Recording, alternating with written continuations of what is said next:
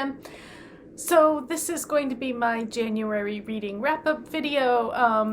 I know January's not over, but I also know I'm not going to finish reading another book before the end of this month. So I figured we'd just talk about the 4 books that I did read this month. 4 is a pretty good number for me. My goal for the year right now is to read 40, so I need to read between 3 and 4 books a month, so I'm on track so far. I did a video about the first book I read this year, which was The Song of Achilles by Madeline Miller, and I will link that up somewhere.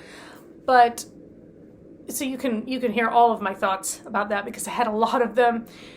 I really liked that book, and I still am thinking about it, and I do plan to actually reread it, probably maybe even sometime this year.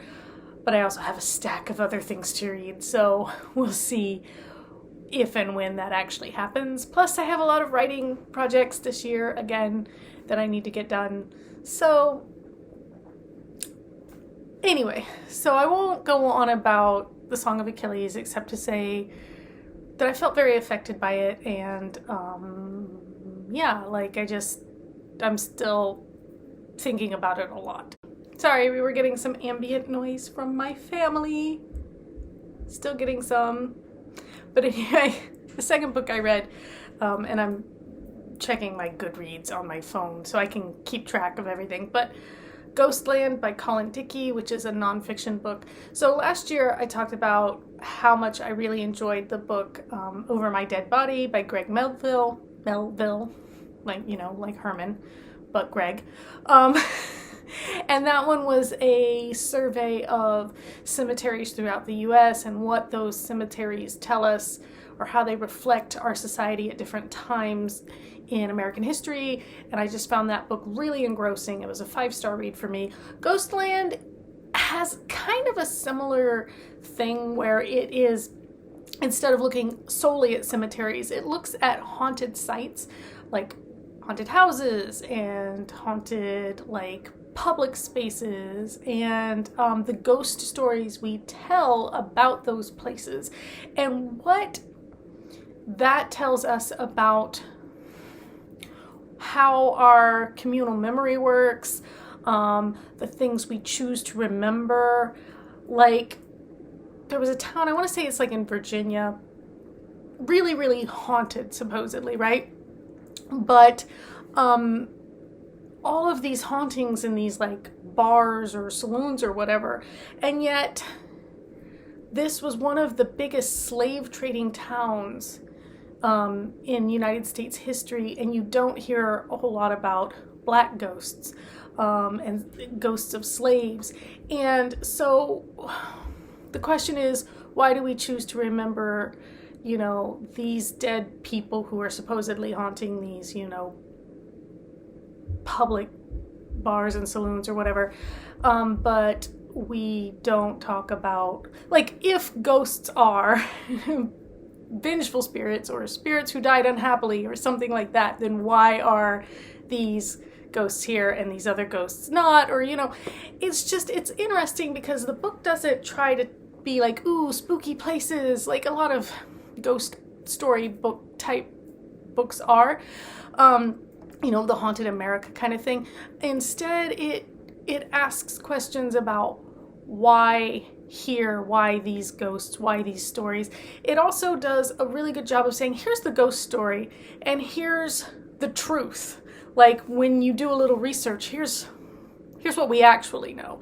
And the book doesn't try to debunk anybody or anything. It doesn't say, oh, see, ghosts aren't real.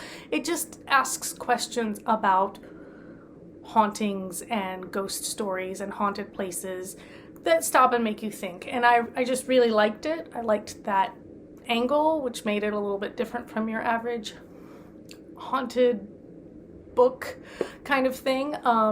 So yeah, so that was good. Then I read The Appeal by Janice Hallett. This is a book I had heard about. Well, I've heard about a couple books by Janice Hallett, I think, and I found The Appeal at a bookstore when I was away for a getaway weekend. I went to a really charming bookstore and I found a few books, and that was one of them that I picked up. And this book is a mystery. It's epistolary, so it's mostly in text messages and emails, and the frame story, so to speak, is text messages between two legal assistants or maybe law students. It's not real clear to me, but they're trying to piece together the truth of what happened in this murder based on like what they see in these emails and text messages. If you ever watch true crime or know anything about true crime, you know that discovery, a big part of it is just literally going through the information on people's phones and computers and, their electronic devices and piecing together things, whether this didn't have photographs, but whether there were photographs or anything like that. So it's kind of predicated on that. It's a really interesting idea. I felt pretty entertaining as a book. It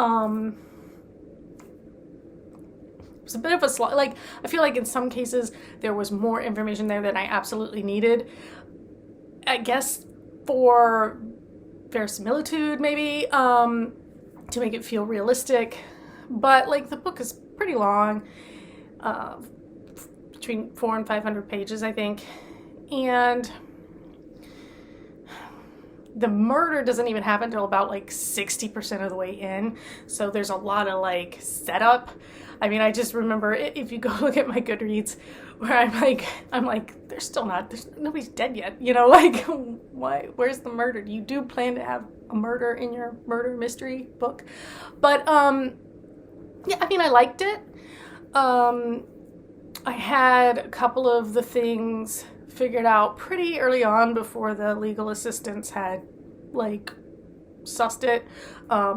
I'll put a spoiler alert here so that if you've read the book, but if you haven't, you can just fast forward till the spoiler alert thing is gone. But basically, so the one of the main characters is Izzy, I think her name is, and Isabel. And she is kind of like an obsessive, clingy type girl, and a lot of the correspondence is from her.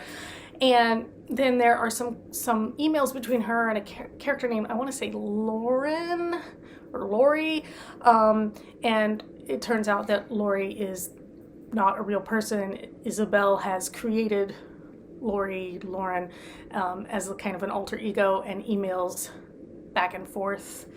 And I had that figured out really early on, so that wasn't as big a reveal to me. But because I was just like, there's not any, like, I don't know, there was just something about the way it was set up that just made that to me seem pretty obvious. But anyway, overall, I think I gave this I think on Goodreads I gave it a 4. I mean, I think honestly I gave it about a 3.5 overall. It was entertaining, and like I said, I kind of enjoyed the structure of it. I just felt like it didn't need to be quite, after a while it felt like a little bit of a slog. By the time I was getting to the end and they were piecing stuff together and figuring it out, I was actually starting to lose interest, and it was just like, just tell me. Like, I don't even care anymore how they're figuring it out, like all of their little putting it together bits. I was just like, let's just get to the end of this. But overall it was good. Definitely better than the one mystery I read last year, which you've heard me talk about, Murder at the Mansion. This was definitely better than that, so there's that. And then the last book, the fourth book that I read in January, what was it? Oh, The Quiet Stillness of Empty Houses by L.V. Russell. So this is an advanced reader copy, and it's very gothic. And if you like super gothic stuff, I mean, it's very atmospheric. It lacks some subtleties. So if you like over the top gothic, I would say, like if you like that super gothic-y thing, then you would probably like this book. Like the main character's name is like Theodora Corvus. I mean, so we're talking on the nose, right? And she can see spirits, and she gets a job as a governess, I guess, for a little girl, and it's, obviously there's like, this kind of romance between the little girls. His name is Lord Thorn. So, again, not terribly subtle naming here, but, there's like a romance between, so there's kind of a Jane Eyre-esque thing going on, because his wife is absent. He says she's gone to the seaside because she hasn't been well, and he doesn't know when she's planning to come back, but obviously there's kind of like some secretive weird stuff going on around the house, and Theodora is, there's mystery and there's romance, and it's all very gothic, and there's long passages of just description and a lot of like the metaphorical kind of writing. Passages like, "It was the eve of my 8th midsummer when my father died," or, whatever, that kind of thing. So if you like that kind of flowery story, then this is your kind of thing. I didn't dislike it. I did feel like it was laid on a little thick for my taste, but I know there are audiences who just eat that stuff up, and I thought it was okay, and it's not very long. I mean, the copy I was reading was like it was not even 200 pages, 190 something pages. We'll say it was weird because the copyright page on this said something about this anthology. It's not an anthology, so I think somebody like slipped in the wrong copyright page for this book, so the publisher may want to fix that, take another look at that. But yeah, so those are the books I read. If you've seen my short, I'm picking up Queen of the Damned for the reread. So if you're planning to reread Queen of the Damned or read it for the first time, then we'll be probably in the next week to 10 days, we'll go ahead and discuss the first 2 or 3 chapters of it. I've only just read Lestat's very effusive introduction, not even the proem. This is even like before the proem, and he's already like, "Remember me?" And you're like, "Yes, we know." And he's all like, "I'm more powerful than ever before, but I'm also the most human I've ever been." And we're just like, "Oh God, Lestat, like, could you just bring it down like maybe 2 notches?"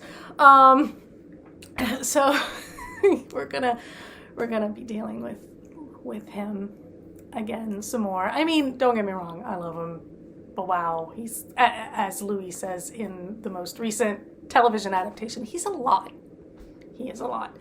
And anyway, he starts out by just making it clear that I left you on a cliffhanger, and that whole thing is done now, and I've obviously survived because here I am writing yet another book to tell you everything that's happened.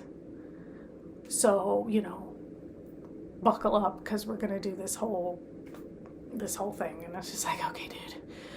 Okay. You didn't really need the introduction to tell us that, but okay. I know you can't. Lestat cannot contain himself. He doesn't know how to keep his mouth shut. He just kind of, so that's just him. That's his personality. I can't probably only read Queen of the Damned because, again, he's a lot and I need to like cleanse my palate periodically, so I'm going to look at my stack of other stuff and kind of be reading 2 at the same time, so that when Lestat really just starts to be too much for me, I have something to switch to. I've got husband material over here. I really enjoyed boyfriend material last year, so I'm wondering if that might not be a good counterpoint to Lestat,